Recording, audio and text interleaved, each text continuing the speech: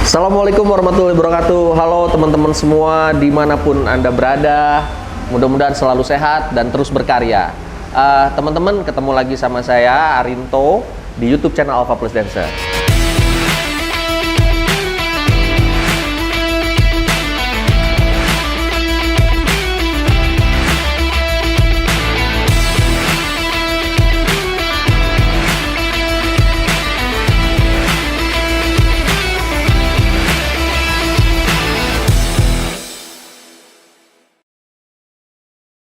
Oke, sekarang hari ini aku ada di Gerobak Kopi Bang Raden di Jalan Karapitan, tepatnya di Kota Bandung. Dan sekarang saya mau ketemu sama seorang koreografer teman saya yang orangnya seru. Dia sudah berkarya baik itu di dunia industri ataupun di dunia komunitas. Dia berkarya sudah ke luar negeri dan sudah membawa harum nama Bandung. Ini dia udah hadir teman saya. Yuk ikut. Gege. Assalamualaikum. Waalaikumsalam. Sehat. Sehat, Alhamdulillah. Kedatangan orang Allah. Jakarta ini. Iya, jadi orang Bandung deh. Iya, ini teh. Bandung sekarang mah. Ini teman-teman yang namanya Gege. Gary Chris Dianto. Wah, Oke, dulu ya. mah ini yang megang Bandung mah. Ento. Enggak. Ya, mangga.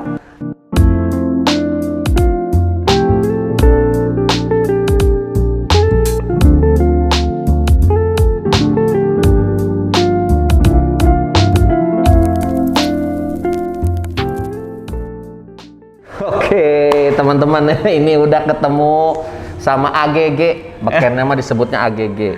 Nama lengkapnya Gary Chris Dianto. Namanya Jawa pisan. Iya, emang Jawa, Kang. Juga saya atunya. Iya, Jawa, lahir di Bandung tapi Bisa bahasa Jawa nggak?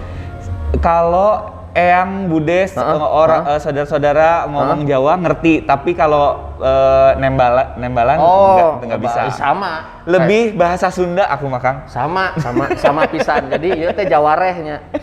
Jawa. Jawa siwa saware. Oke. Teman-teman, ini kita lagi ada di Gerobak Kopi Bang Raden di Yes. Bandung.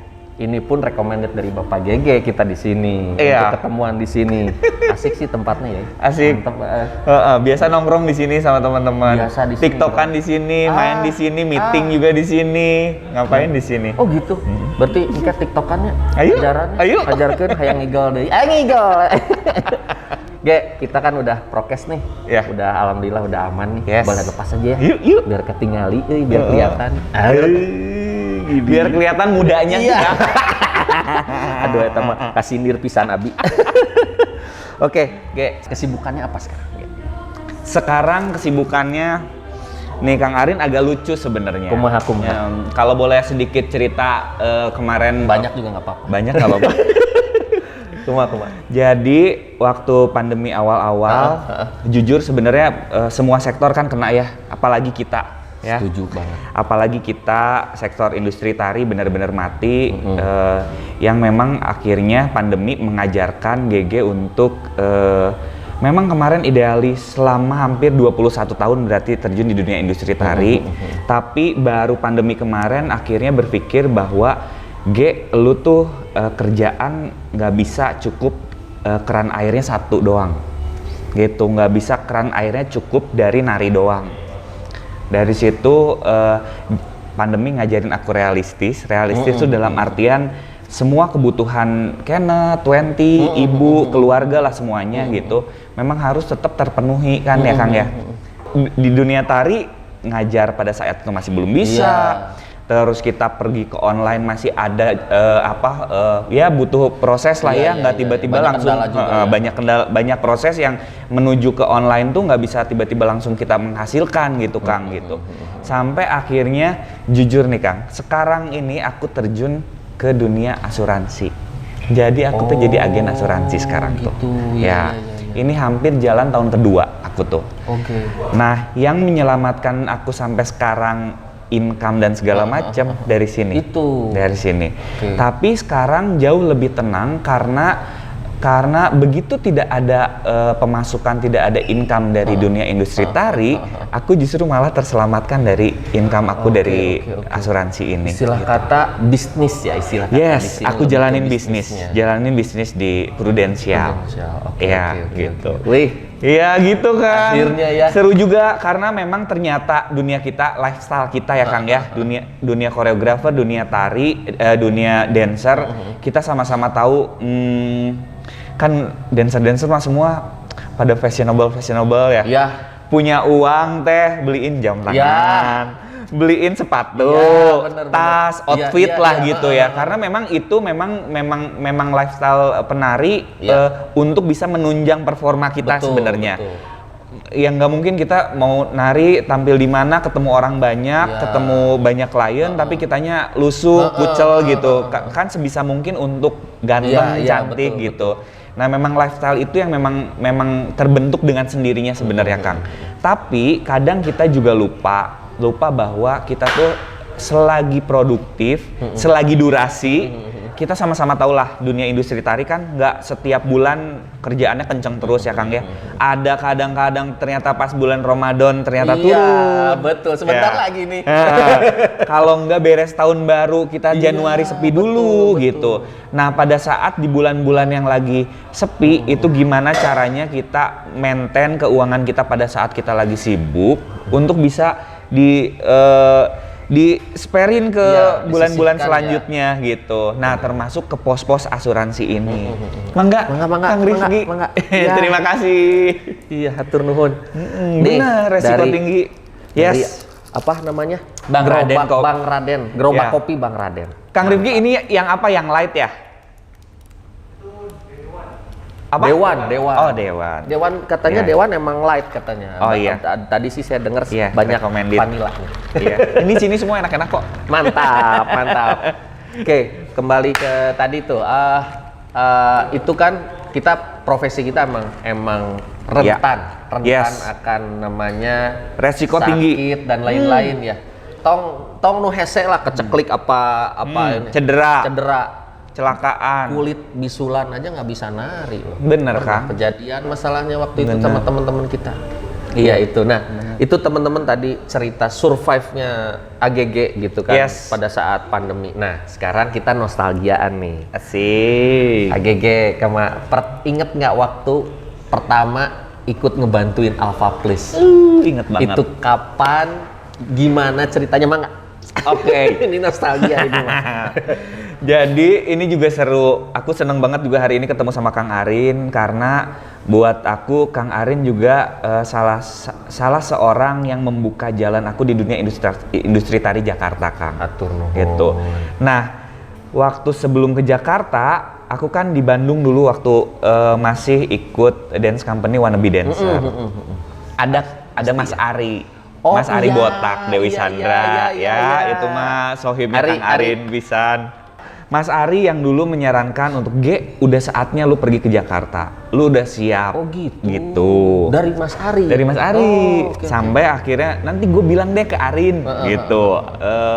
Ada penari nanti anak Wannabe ada yang mau ke Jakarta gitu. Udah mungkin waktu itu juga atas rekomendasi dari Mas Ari dan support dari Mas Ari untuk udah ke Jakarta aja. Kalau ditawarin ambil aja. Nah waktu itu tuh ditawarin kan Oke, dari Alpha apa Plus tuh? teh. Apa tuh? Pertama saya lupa.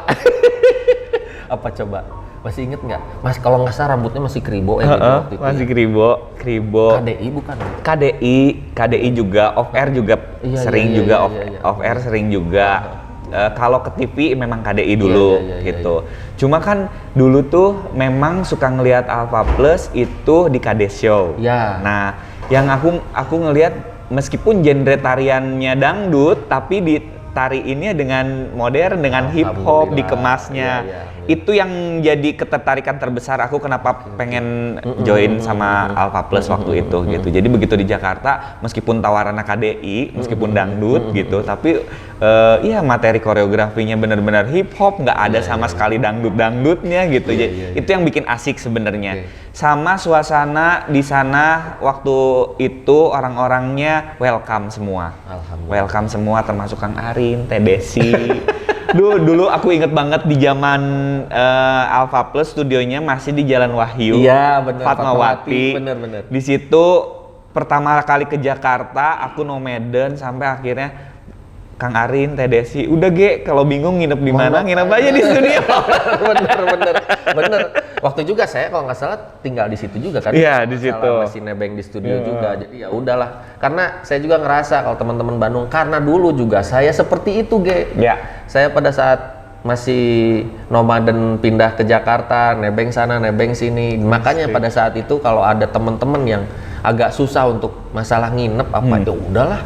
Toh juga kan kita saling bantu sama-sama kan ya, kita sama-sama, saya juga pernah ngerasain seperti itu, kita bantu, intinya lebih ke kita kan sama-sama penari, siapa tahu kita juga nanti pada saat sesuatu pada saat satu titik kita juga nanti ada posisi yang lebih enak, kita kan bisa saling bantu. Bener. Jadi bukan saling menekan kan? Iya, bukan saling menekan, justru malah saling bantu. Dan itu yang aku harapkan, alhamdulillah si Gege ngerasain seperti itu. Aduh, itu mah Kang, jadi pengalaman dulu dari zaman naik Metro Mini, Metro Mini 69 Fatmawati, terus Kopaja dari Kuningan, gitu-gitulah pokoknya naik belum ada ojol, belum ada. Jauh. Wow. Ojek udah ada, cuma masih jarang. Iya. Masih ini. Seru lah ke the best tempat dulu. Mall ya, the best. Mall deket Jalan Wahyu. Oke. Kemudian ini, itu kan di Jakarta. Nah sekarang perjalanan GG nih dari yang bisa milih seneng kenari, kumaha ta carita lagi awalna, misal SD emang udah suka nari apa gimana? Iya. Memang dari kecil ya Kang Arin, dari TK tampil sama teman-teman TK, pentas seninya, terus SD setiap 17 Agustus ada karnaval, ada pentas seni, itu tuh suka ikut. Iya. Suka sok dari RT berapa? Iya, 17-an. 17-an. Bener. 17-an gitu teh. Selalu ngisi, selalu jadi perwakilan tapi memang pada saat itu memang mungkin belum notice ya kalau itu teh ya bakat gitu ya. Jadi asal ikut tuh ikut gitu. Tapi kok kayaknya 17 Agustus itu jadi satu event yang ditunggu-tunggu pada saat itu. Cuma dulu tuh memang Kang aku teh rada minder karena nggak terlalu banyak yang cowok yang tertarik pada nari itu gitu. Jadi rada ngebatasin juga gitu. Sampai akhirnya terus itu tuh ya sampai aku pindah ke Cimahi. Terus tadinya dari Jalan Suci deket Gasibu. Gasibu. Nah, akhirnya pindah kelas 4 kelas 5 SD ke Cimahi. Oke. Karena ibu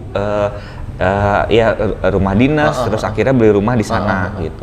Pindah ke sana, tapi tetap kalau 17 Agustus aku ke Suci dulu show heula gitu, ikut latihan sama teman-teman gitu. Iya. Sampai akhirnya kuliah nih. Kang Arin kuliah waktu itu memang kuliah itu kan lagi sibuk-sibuknya orang pengen berorganisasi lah ya. Oke. Kuliah di mana ngomong-ngomong? Widya Tama. Dulu tuh sebelum Widya Tama tuh namanya STIEB. Oh, STIEB. STIEB kan. Sekolah Tinggi Ilmu Ekonomi Bandung. Oke. Itu dulu terkenal pisan lah ya. Terkenal di Bandung tuh bagus aja gitu. Nah, di situ juga terkenal mahasiswa-mahasiswanya bikin acara yang keren-keren. Jadi pemain band yang terkenal bikin acara pensi kayak gitu. Nah, mulai terlibatlah di sana kepengurusan unit kegiatan mahasiswanya sampai akhirnya masuk unit kegiatan mahasiswa yang keseniannya. Betul. Gitu.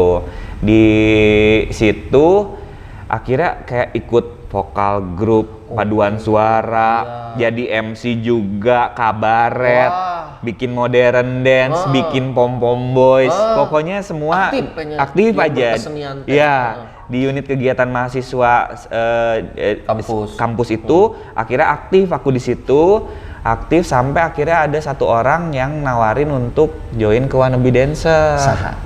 Nah, dulu ada namanya Kang Bayu. Dulu tuh ininya punya grupnya namanya Viper. Tapi sekarang dia juga aktif jadi ngajar-ngajar jadi instruktur juga di Zumba segala macam. Kalau nggak salah ya sekarang gitu. Cuma dia yang ngajak aku waktu itu ke Wannabe Dancer. Sampai akhirnya akunya terus di Wannabe waktu itu, Bayunya udah enggak.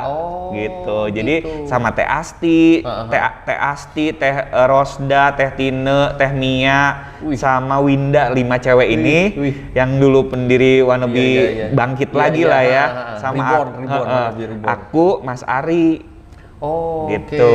Iya. Jadi tujuan ini teh udah dari awal Wannabe terbentuk lagi gitu, ngerasain banget lah regenerasinya gitu. Sampai akhirnya udah ke Jakarta. Tuh kalau nggak salah 2005-an ya aku tuh mulai ke Jakarta teh. Tah teu hafal saya mah. Pokoknya masih di Wahyu aja ya. 2005. Nah itu perjalanan AGG tuh. Nah, terus nih udah nih AGG ke Jakarta, kemudian membuat MOU kan AGG itu. Nah itu mah nggak cerita aku mah. MOU silakan. Nama MOU tadi udah sempet kesebut tapi kayaknya detailnya dari AGG. Iya. Jadi punya dance company sendiri akhirnya ya Kang ya. Itu juga nggak sengaja tuh dalam artian karena dulu kebersamaan kita di Bandung pada saat waktu itu di Wannabe.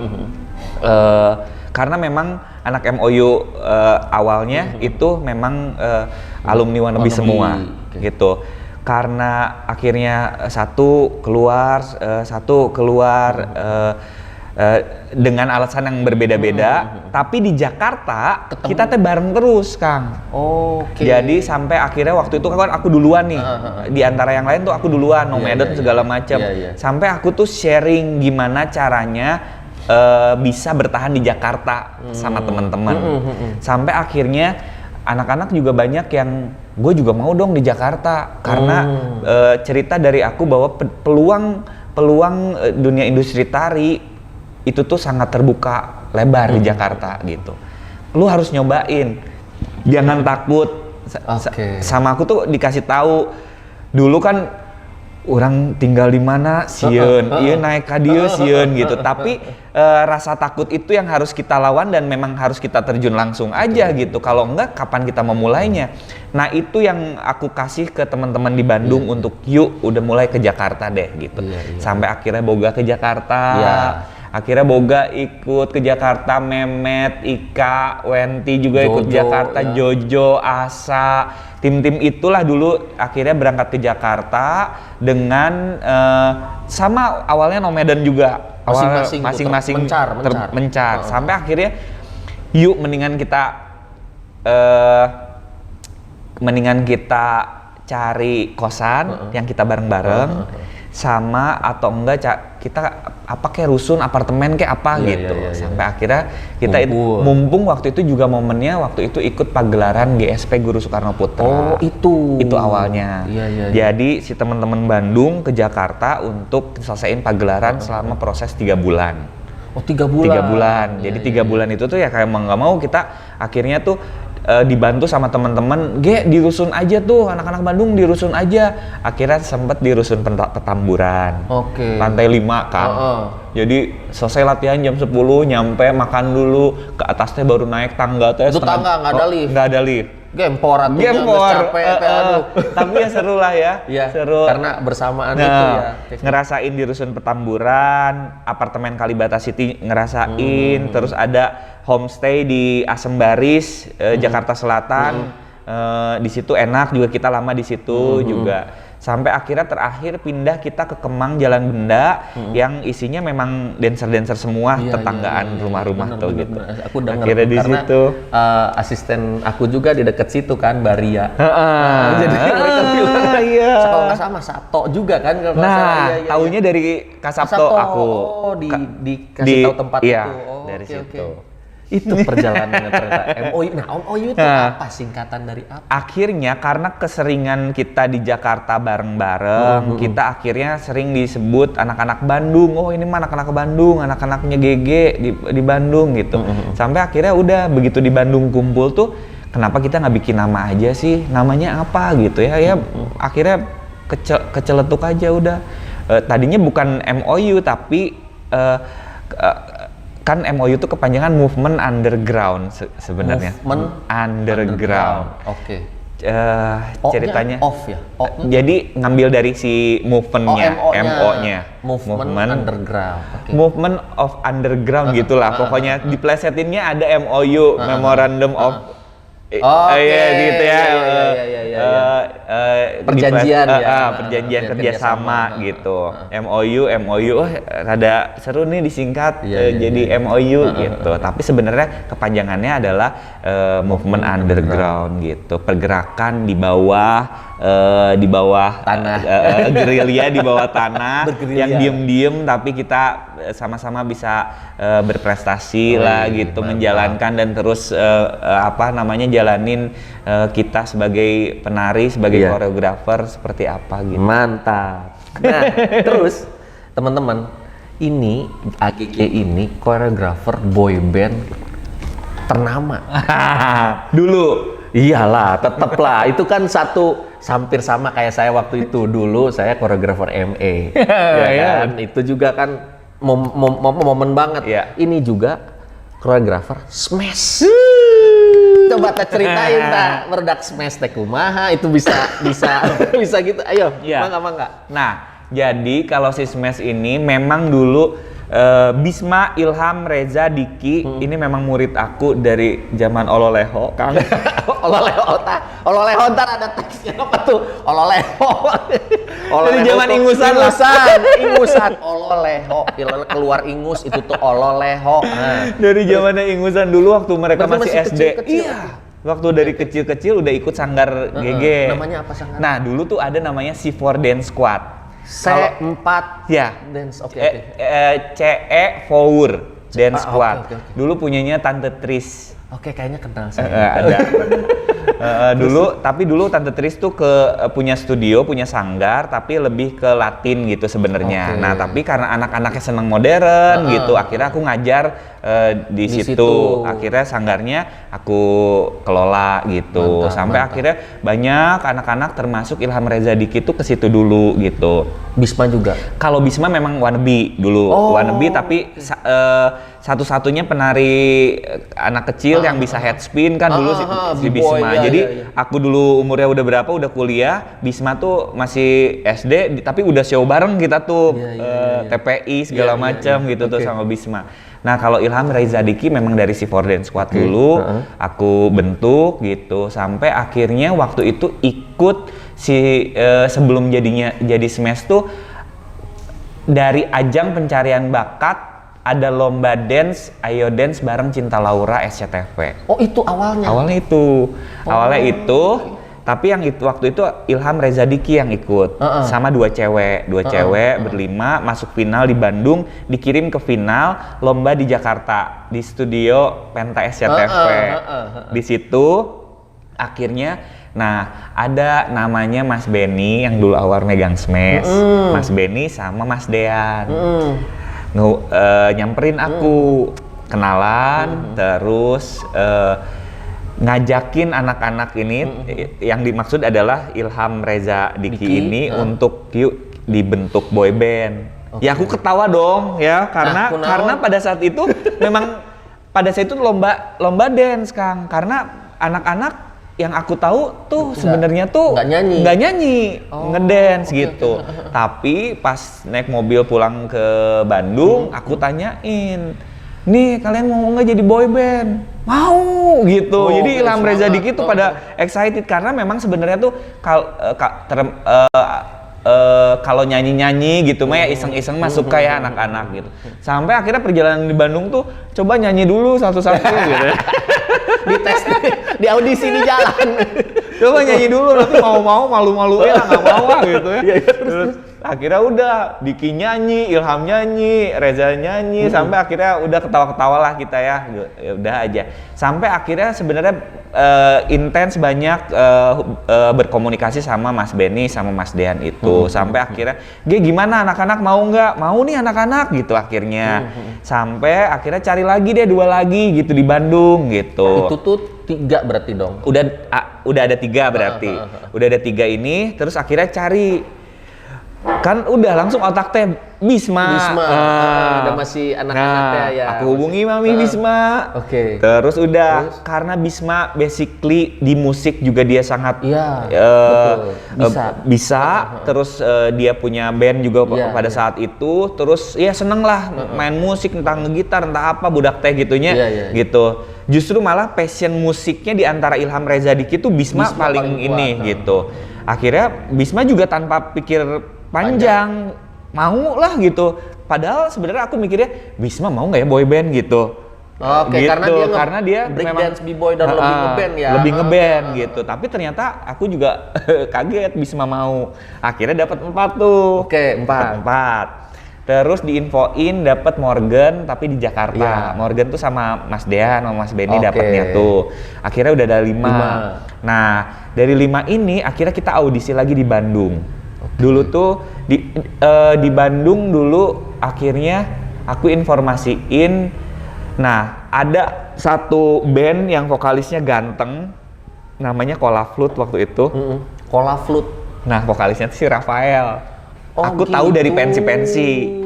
Akhirnya aku juga dapat informasi, dapat kontak person Rafael dari Mami Bisma. Akhirnya. Yang saya tahu punten, yang saya tahu Rafael itu sempat lomba dance juga dulu. Bener, saya ada. Ngejuliin di Let's Dance dulu. Ada. Nah, cuma memang Rafael juga memang dia penari, dancer juga sama. Jadi ada komunitas satu komunitas di Bandung yang genre tariannya tuh modern musik dulu tuh ada zaman bukan IDM ya, musiknya tuh yang apa dulu? Jadi gerakannya tuh shuffle. Bukan shuffle ya, apa ya? Aduh. Apa, Pak? Genre tariannya naonnya dulu teh adalah pokoknya sempet booming juga. Techno mungkin ya, lebih ke techno. Lebih ke techno. Oh, jadi sebelum IDM ya yang kecep yang gitu ya. Nah, timnya Rafael ini, tim dance-nya Rafael ini cukup punya karakter sendirilah gitu. Beda dari beda. Dan isinya tuh kalau dulu belum booming Korea, nah isinya tuh cewek-cewek, cowok-cowok Chinese yang ganteng-ganteng, cantik-cantik semua. Oriental gitu. Okay. Jadi begitu lihat tuh, wah ini gengnya si Caca Rafael ini gitu. Gitu tuh jadi udah itu dapat tuh. Nah, tapi Rangga juga dulu kan wannabe juga. Rangga aku tawarin juga untuk ikut audisi. Malah yang ini tuh aku dong mau audisi, pokoknya dia adalah ya keinginan buat ini tuh mau keterima mau enggak urusan nanti, yang penting audisi dulu. Itu Rangga. Jadi yang sama-sama bareng audisi di Bandung lagi yang untuk ngegenapin jadi 7 orang itu Rafael, Rangga, sama dulu ada namanya Irvin kalau nggak salah Irvin, tapi Irvin nggak boleh sama orang tuanya, jadi otomatis ini Rangga, Rafael ini masuk. Jadi 5, Ilham Reza Diki, Bisma, Morgan, Rangga, Rafael. Mantap. Ada sebenarnya di Jakarta lah nama-nama yang itu yang udah ikut training juga sampai akhirnya nggak jadi karena ada izin orang tua, terus ada yang lebih ke akademik gitulah sampai akhirnya terbentuk si 7 orang ini. Ini seru juga sebenarnya, prosesnya cepet Kang, cepet pisan itu tuh ya. Aku inget banget waktu itu lagi proses on rock musikal Joko Anwar. Ada musikal on rock Joko Anwar, koreografernya Mas Eko Supriyanto. Dari situlah aku pertama kali juga kenal sama Mas Eko tuh di situ. Nah, disitulah lagi proses itu juga lagi training si Smash ini. Malah pas lagi aku proses si on rock musikal ini, video klip tayang. Video klipnya Smash. Jadi gitu. Smash tuh dulu sebenarnya tuh prosesnya tuh cepat, dari training segala macem sampai video klip gitu tuh kayak 4 sampai 6 bulan doang sebenarnya. Gitu. Cuma cepet segitu tuh cepet banget naiknya gara-gara semua ngehujat Morgan, semua ngehujat Bisma, semua ngehujat dulu tuh. Kenapa? Jadi begitu video klipnya naik, wah dulu mungkin ya zaman-zamannya ya jarang mungkin ya boy band udah nggak ada, terus tiba-tiba muncul, tapi dengan yang ganteng-ganteng semua, terus dengan eye catchy semua punya karakter, Morgan yang ganteng kayak gimana, Bisma yang rambutnya blondie, diputihin, tapi dia bisa break dance, tapi terus juga ganteng. Akhirnya mungkin sebenarnya hujatan-hujatan itu adalah bridging orang-orang mulai ngeh. Tapi ternyata banyak juga di antara yang menghujat, banyak juga yang akhirnya mengidolakan, Kang. Iya sih. Akhirnya tuh tanpa ini tuh di luar ini dugaan tuh mereka sesama yang pro dan kontra tuh ribut sendiri aja gitu, ngeributin. Jadi Morgan, malah naik akhirnya dari situ. Mantap. Itu tuh ceritanya nanti Bisma next ya. Bisma next. Satroni Bisma mumpung di Bandung ya. Kayaknya juga Bisma lagi ke Jakarta kayaknya. Tapi nanti nextnya Bisma, karena aku pun juga udah kenal Bisma duluan sebelum temen-temen Smash yang lain. Tapi seneng lah Kang akhirnya sampai sekarang pun begitu aku tahu ada regenerasi, kalau nggak ada yang muda-muda, yang talented gitu ya, yang multi talent, yang bisa, yang Ayaka bisa gitu ya, yang punya potensi sangat bagus untuk bisa dikembangkan. Aku tuh memang tergerak sendiri gitu Kang, untuk ngajakin, untuk ngerangkul, untuk yuk kamu paling nggak tuh ngasih tahu kalau lu tuh potensial untuk bisa dikembangkan gitu. Asal memang dianya juga ngeh dan harus mau berjuang gitu. Gitu. Jadi seneng lah. Dan FYI nih, for your information, bocoran. Kemarin aku udah ngobrol sama Firman Ambyar. Oh iya ya. Kemarin, beberapa waktu yang lalu. Dan tersebutlah nama Anda sebagai triggernya untuk dia bikin sesuatu, jadi sebagai artis TikTok beneran. Tersebutlah nama GG.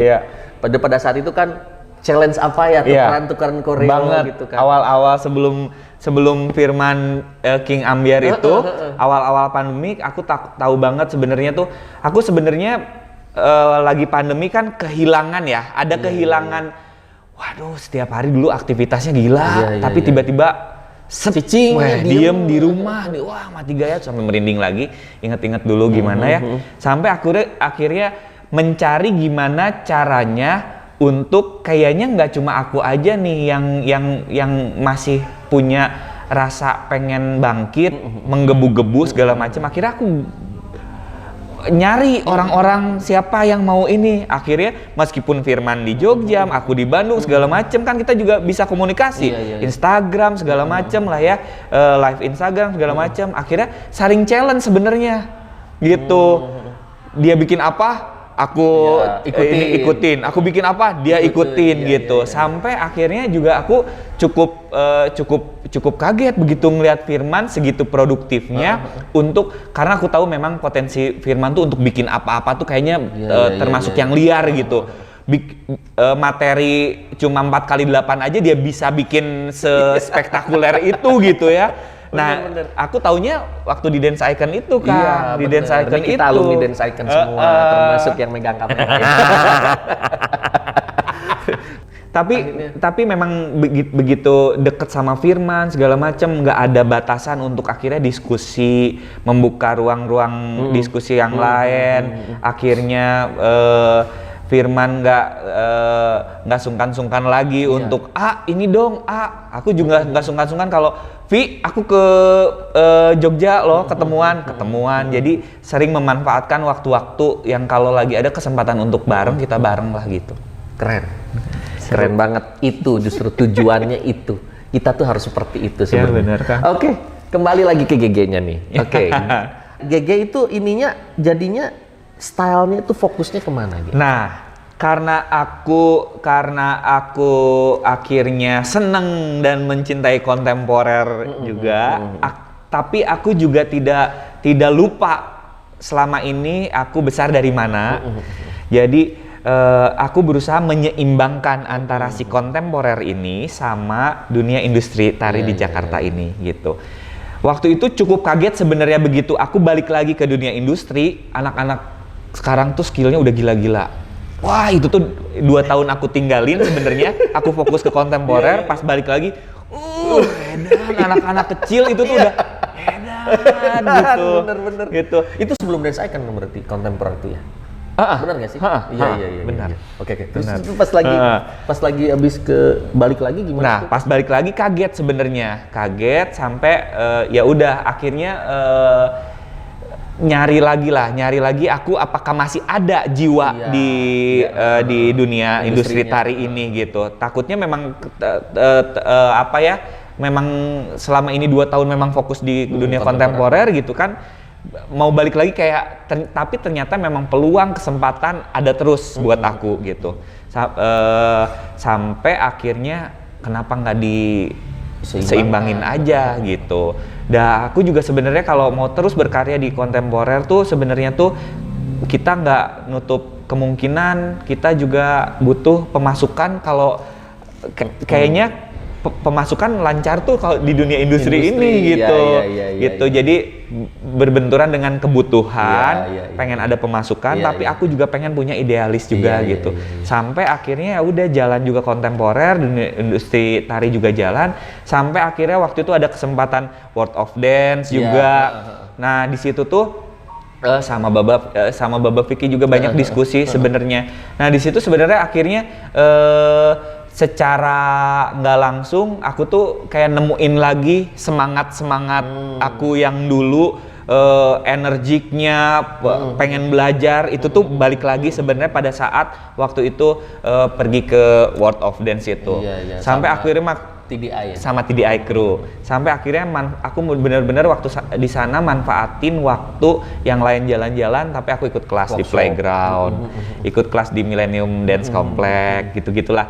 Jadi apa yang aku bawa pada saat itu dari sana, workshop kelas-kelas waktu dari World of Dance-nya juga banyak aku ikutin itu tuh sebisa mungkin. Gitu, yang lain pada jalan-jalan, ada yang ikut juga gitu. Tapi aku maksimalin sampai akhirnya aku punya bekal tuh bukan bekal aku udah ikut workshop di sana, tapi bekal tekad semakin bulat aku untuk menyeimbangkan antara dunia industri ini sama si kontemporer ini gitu.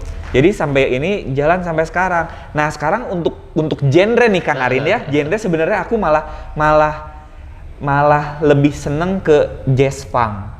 Oke. Gitu. Karena mungkin ini mah kesimpulan aku analisis dari GG sendiri gitu.